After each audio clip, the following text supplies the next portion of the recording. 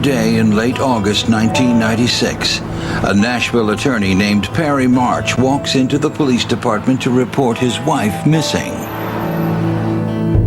With his father-in-law and brother-in-law at his side, Perry tells police that 33-year-old Janet hasn't been seen or heard from in over 2 weeks.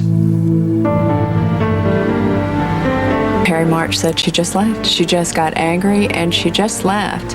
He told the police that his wife had gotten upset with him because he didn't do enough work around the house. At this particular night, they had an argument that Janet determined she was just going to leave, and that she would be back in 12 days. She drove off in the Volvo with her luggage. Janet didn't tell her husband where she was going.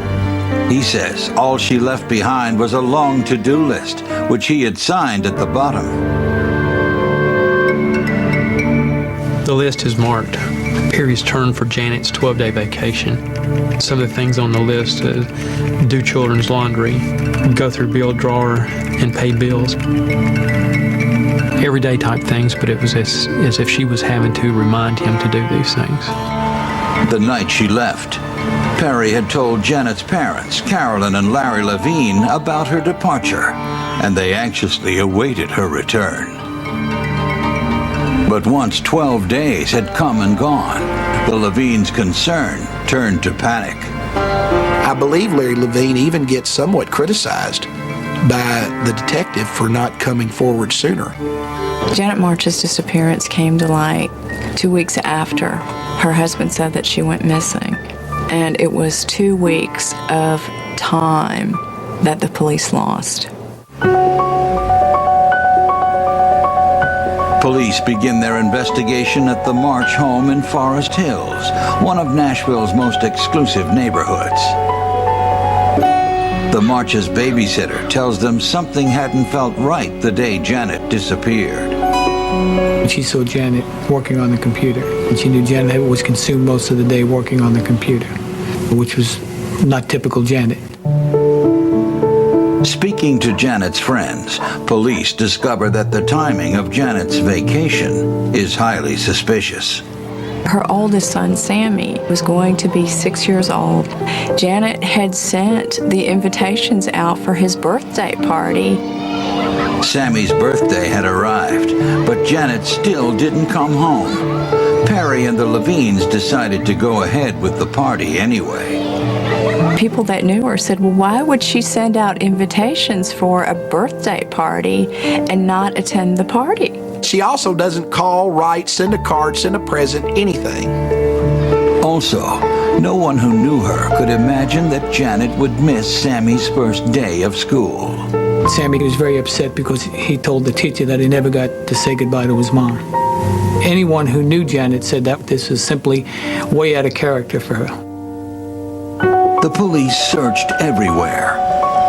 We would check anywhere that a person may be able to go and be somewhat anonymous. Maybe she had some sort of a nervous breakdown. Maybe there was hospitalization going on. Maybe she was in jail somewhere. And there was absolutely no clue of her. Finally, 9 days after Janet was reported missing, police get a lead. Someone has spotted her car.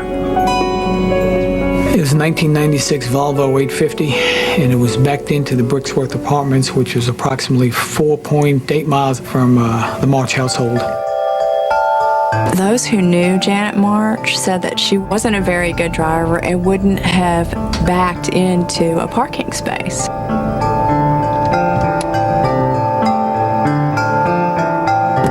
Inside the vehicle, we find personal items, clothing, toiletries, identification, driver's license, passports, and things that a person wouldn't leave in their car under normal circumstances. Her shoes were up under the brake pedal. Her pocketbook was upside down in the driver's side door pocket. Very unusual. Looked to us like it was a stage scene more than anything else. Investigators are now convinced that whatever happened to Janet March, there was foul play involved. The case changed from a missing persons case to a homicide investigation. A murder in Forest Hills, it seemed impossible. But then again, Suburban moms don't usually abandon their kids, hop in their Volvos, and drive off into the sunset. There were secrets lurking on Blackberry Road, and the cops were determined to find them. Investigators quickly get a warrant to search the March's 5-acre estate for clues. We brought in police recruits from the training academy because what we needed at that time was just the manpower, looking for anything that could be considered evidence, just a clue. Aviation was brought in to do aerial reconnaissance to see if there was anything we could see from the air.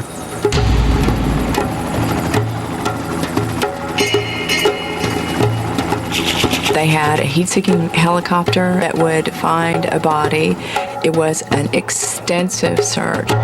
Inside the house, investigators are eager to find out what Janet was doing on the computer the day of her disappearance. But when they check the home office, they make a shocking discovery. The hard drive was ripped out of his computer. It was inexplicable. Perry had no explanation as to why the hard drive was missing. That's when they got really suspicious. Police suspect that Perry, not Janet, might have written the to-do list and thrown away the hard drive to cover it up. The police actually told Perry March that they were interested in the hard drive, and then they go over there and it's gone. Perry March was not acting as you would expect a grieving husband, so to speak, to act. I recall him being with his brother Ron, and I recall him being outside on the patio, eating Italian food and smoking cigars. And it was pretty clear to us that his input and his interest in finding his wife Janet was zero. Perry quickly emerges as the only suspect in his wife's disappearance. But instead of laying low, he goes on a media blitz, proclaiming his innocence all over the nightly news. I am beside myself that not only have I lost my wife and the mother of my children, but I don't have people hugging me and telling me how much they want to help me. I have police saying you did it. So we're supposed to believe that she would walk away from her 2 children, walk away from a wonderful family life, mother and father, siblings she was very close with, and just have absolutely no contact with them. Her friend said that she wouldn't have been the kind of wife that said, hey, I've had enough. I want to go live my life and do something else. That wasn't Janet March. The Levines begin to realize that waiting 2 weeks to report their daughter missing may have been the worst mistake of their lives. A lot of people think, how could they have been so stupid to not go to the police? They believed in Perry. They believed in what Perry was telling them. And so they decided to go ahead and wait and take him at his word that Janet said she was going on a 12-day vacation. They really didn't want to think that something horrible had happened to their daughter. Then, things turn even worse for the Levines. Just 3 weeks into the investigation, Perry packs up his children and moves to Chicago. As soon as it became obvious that he was a suspect, he was out of here, which of course made him look much more suspicious. I'm a suspect. I'm a villain. There's only one way the police are going to clear my name, and that's find my wife or find someone who did something to my wife. As shady as Perry seemed to be, the police didn't have anything on him. Unless they could turn up a body or a body of evidence, their prime suspect was totally untouchable. A question of misidentification? Somebody told her that you were the shooter. A question of police misconduct?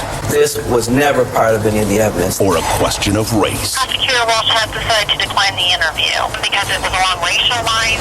This is America. Court TV digs deep to come up with answers. This whole thing appears to be tainted. And uncover the truth. I didn't kill this man. You're lying to us. I swear I am innocent. The Wrong Man. Double Exposure. Premieres Friday at 10 on Court TV. No candy, mister. Moms see things ordinary humans can't. Use a glass. Even on dishes. So they use Dawn with Bleach Alternative. It removes food residue you can't even see. A drop of Dawn and grease is gone. How can I help you folks? Our car actually broke down. David, is that this room? I think it is. Vacancy. Rated R. Everywhere April 20th. When you're alone and life is making you lonely, you can always go downtown. When you've got worries, all the noise and the hurry seem to help. I know downtown, downtown, things will be great when you're downtown. Everything's waiting for you. No matter what you want to do in life, life takes Visa.